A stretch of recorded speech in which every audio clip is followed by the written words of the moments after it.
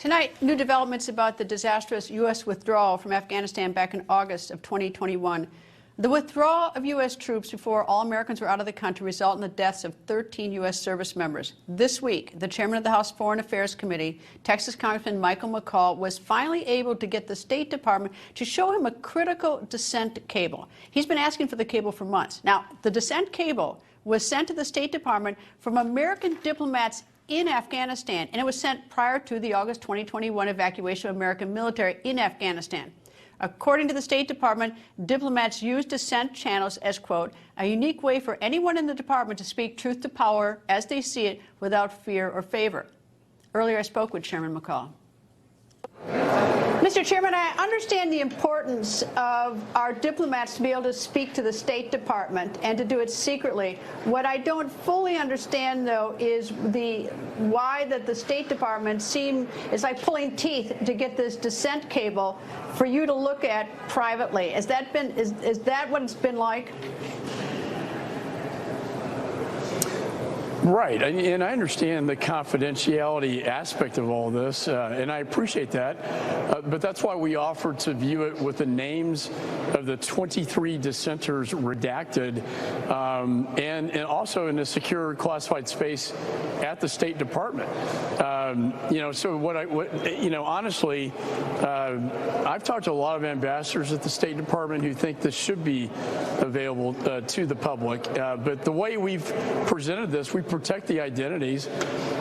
But when 23 embassy employees dissent to the administration's policies, that's a very extraordinary event.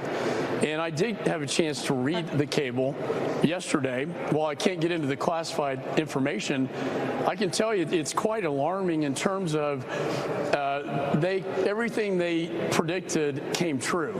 And they were basically warning the administration that they had to take action to save American citizens, to save Afghan partners, to get them out of there, and that it was going to happen more imminently and not long term. In fact, they basically say that the State Department was painting this rosy picture when the situation on the ground was not. Well, when you talk about, though, protecting the confidentiality, it's not necessarily the content when you want to have them have a safe conversation. It's the identity. So I really understand keeping the identity of the people who are speaking back to Washington, but the content, the warning or whatever they're saying in dissent of the policy, I don't see how that should be protected in any way, unless there's a side national security issue. But as I understand it, a dissent cable is when members who out in the field go back to the headquarters in Washington, D.C. and say, this is what we think is happening, and we think you ought to change course. Well, that's right. And so that's why I offer to have the names redacted, to protect the identities of the dissenters themselves. And so I think you're absolutely correct. The content itself is not protected. There's no legal privilege to assert in terms of producing that cable to the Foreign Affairs Committee in the Congress. So that's the argument I keep falling back on. That's why I think the Secretary was willing to comply with our subpoena request in the face of a contempt proceeding, but he only allowed the chairman, myself, and the ranking member to view that. And I think that all members on the committee should be able to read this cable, particularly the ones that served in Afghanistan, the veterans. The veterans who chair and are ranking members of my oversight subcommittee are Brian Mast and Jason Crow. They both served in Afghanistan. Brian Mast lost his legs in the Afghan conflict, and it's very hard for me to say, Brian, I was able to read the content of the cable, but you know what? You're not going to be able to see that because you're not the chairman of the full committee. That just doesn't go over very well, and I hope the Secretary will reconsider this. I don't take it very lightly to go forward with a contempt proceeding, but I do think the members should have access to this so they know the state of mind of the embassy in July, a month before it collapsed. And everything they said, again, Greta, the dissenters called everything correctly. And they warned about what was going to happen. And sadly, the administration did not heed their warnings. They were not followed through. And that's why we had American citizens left behind. That's why we had so many Afghan partners left behind that are now at the mercy of the Taliban.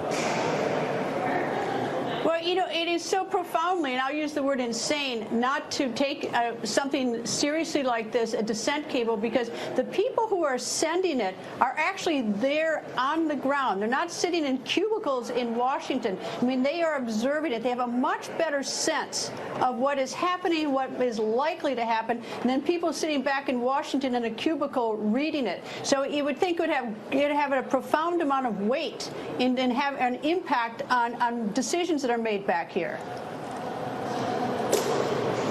That's absolutely correct, and that's why I think this cable is so important, because it's told by those who are on the ground at the embassy as the Taliban was taking over. And they predict in this cable that in fact is going to happen, and it's going to happen rather quickly, and we need to start taking steps to both get personnel out of there, but also getting American citizens out and Afghan partners. Because these warnings were not heeded and we didn't respond to this cable, it has really risked American lives, and Afghan lives have been lost and are at stake because they were not evacuated effectively. Instead, the whole operation was turned over to the Taliban, and that's why you saw the chaos during the evacuation. That's why you saw the suicide bomber explode and 13 servicemen and women were killed, along with 170 Afghan people, was because of the chaos, because they were not listening to their people on the ground.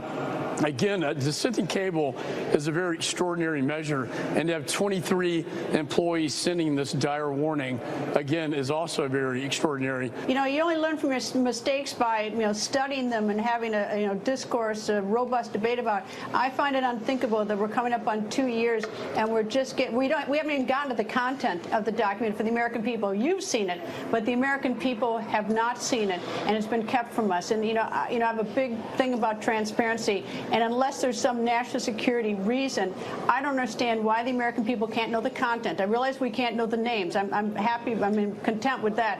But the American people ought to know the content so we can avoid the mistake in the future. That's right, and I'm doing this for the veterans and the Gold Star families who deserve to know the truth, and they want people held accountable. Mr. Chairman, thank you, sir. Thank you, Greta.